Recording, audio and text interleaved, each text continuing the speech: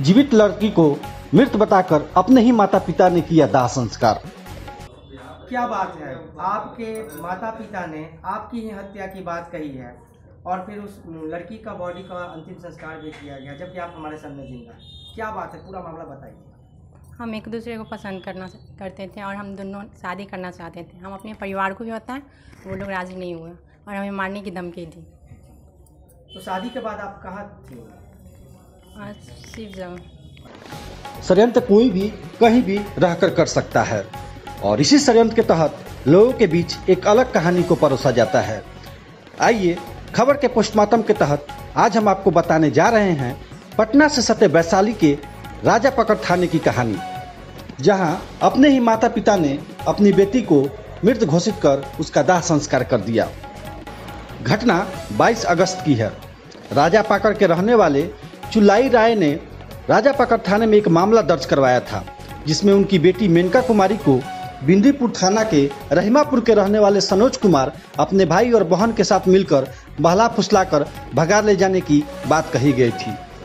इस रिपोर्ट को दर्ज कराने के ठीक एक दिन बाद रहीमापुर के इस्लामपुर NH 322 के पास एक अज्ञात लड़की का शव बरामद होता है, जिसकी पहचान चुलाई राम और उनकी पत्नी अपनी भगाई हुई बेटी मेनका के रूप में करते हैं। पोस्टमार्टम के बाद उस मृत शरीर का दाह संस्कार भी उसके माता पिता द्वारा कर दिया जाता है। बॉडी मिला है जो आपके माता पिता ने इल्जाम लगाया कि वो बॉडी आपकी है, उसका अंतिम संस्कार तक किया गया। क्या कहती हैं माता पिता के बारे में? वो लोग कैसे करेंगे कि मेरी बेटी का बॉडी है जबकि आप जिंदा हैं यहाँ पर? मुझे नहीं मालूम। इस पूरे मामले में अचानक एक नया मोड़ तब आता है जब खुद मृत कही जाने वाली लड़की मेनका सभी के सामने आकर कहती है कि मैं जिंदा हूँ और मेरे परिजनों ने किसी और का दाह संस्कार किया है। तो आपके मम्मी पापा ने कहा है कि वो मेरी बेटी का लाश है, जबकि आप मेरे सामने खड़ी हैं। उस विषय में क्या कहती हैं? मम्मी पापा ने झूठ बोला है मीडिया के सामने? जी हाँ। क्या क्या था बात पूरा? जिस दिन लाश मिली थी शायद आपने अपने मम्मी पापा को फोन भी किया था? जी हाँ, फोन किए थे। मेरी दीदी उठाई थी फोन और हमने उसे बताया कि मैं जीवित हूँ। फिर भी उन्होंने कहा कि हाँ ये सब होगा। मैंने कहा ये सब मत करो, फिर वो बोली कि हाँ होगा ये सब। तो आपने बताया कि मैं जीवित हूँ? जी हाँ। बावजूद इसके आपके पिताजी ने कहा है कि मेरी बेटी मर गई है। जी। सुना है कि उस बॉडी का अंतिम संस्कार तक किया गया।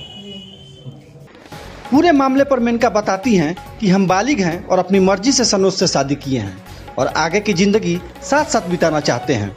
उसने बताया कि जिस दिन मुझे पता चला कि किसी लड़की का लाश मेरे गांव में मिला है तो मैंने तुरंत अपने परिजनों को फ़ोन कर बताया कि मैं अभी जिंदा हूं, मरी नहीं हूं। इसके बाद मेरे माता पिता ने मुझसे कहा कि तुम हम सभी के लिए मर चुकी हो। अब सवाल यह उठता है कि एक जिंदा लड़की को मृत घोषित कर लड़की के माता पिता ने उस लड़के पर इल्जाम क्यों लगाया? क्या है पूरा मामला? इस लड़की का बताया जा रहा है कि वहाँ डेड बॉडी मिला है, इनकी मां ने उनका अंतिम संस्कार भी किया है। पूरा मामला क्या है? आपके ऊपर में केस दर्ज है और लड़की यहाँ जिंदा है आपके साथ में, क्या बात है? हम एक दूसरे को पसंद करते हैं और हम दोनों की बात इनके घर वालों को भी पता थी और इनके घर वालों ने इनको धमकी दी और इन्होंने हमें बताया कि ऐसा ऐसा मतलब प्रॉब्लम है घर में। तो हम दोनों ने फैसला किया है कि चल के मतलब कोर्ट के रीति रिवाज से हम लोग शादी कर लेंगे।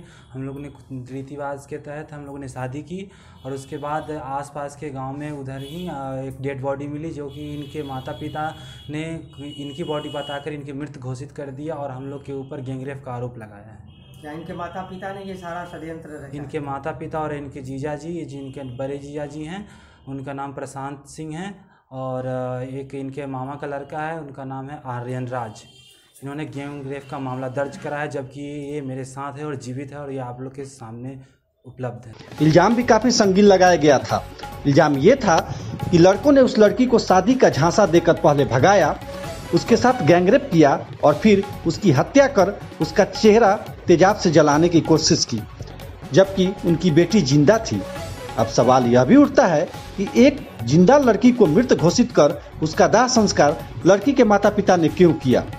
दूसरी ओर अब पुलिस के लिए एक बड़ा सवाल यह है कि आखिर मेनका जिंदा है तो फिर वह मृत शरीर किस लड़की का था? तो पाया गया है उसके बारे में कुछ जानकारी? मृत बॉडी के बारे में हम लोग को कुछ नहीं पता है और जो भी है हम लोग सामने हैं आपके। जैसे ही सूचना मिली थाने में, जब FIR दर्ज करवाया गया कि लड़की को मार दिया गया है, तो फिर लड़की को आपने थाने में क्यों नहीं ले जाकर उनका बयान दर्ज कराया? क्योंकि उधर से प्रेशर हुई थी और इन्होंने अपने घर में भी मैंने इनको बोला कि आप घर में बात करो कि हाँ माँ, हाँ पापा, मैं जीवित हूँ, कोई टेंशन लेने की ज़रूरत नहीं है। मैं इनको इनके घर वालों से बात करवाई, माँ से और बहन से, कि आप ऐसा क्यों कर रहे हो। तो इन्होंने पूछा तो इन्होंने, इनकी दीदी ने बोला कि हाँ ऐसा ही करेंगे, हम यही करेंगे। मतलब उन लोगों को मालूम था कि मेरी बच्ची जिंदा है, फिर भी उन्होंने कहा कि हाँ ऐसा ही बोला कि हम लोग यही करेंगे, और फ़ोन रख दिए उन्होंने।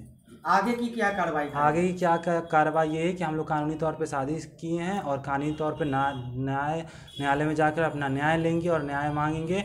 और जो मतलब आरोपी आरोपी समझ के हम लोग के ऊपर जो ब्लेम लगाया गया है उसको हम लोग मतलब निर्दोष साबित करेंगे। जाएंगे न्यायालय में, जाएंगे, बताएंगे लड़की जिंदा है, हमारे ऊपर में गलत झूठा आरोप लगाया गया। पूरा नाम बताएंगे आप? पूरा नाम सनोज कुमार हो गया, घर रहीमापुर हो गया, पोस्ट रहीमापुर, थाना विद्युपुर, पिन कोड 844502। पिताजी का नाम रघुनाथ, जिसका अंतिम संस्कार मेनका के माता पिता ने किया। किसी और के मृत शरीर को किसी और का नाम देकर उसका अंतिम संस्कार कर देना कहाँ का न्याय है। हालांकि इस पूरे मामले पर अभी तक किसी पुलिस पदाधिकारी का कोई बयान सामने नहीं आया है, पर सवाल तो सवाल है कि एक जिंदा लड़की को मृत घोषित कर देना कहाँ का न्याय है।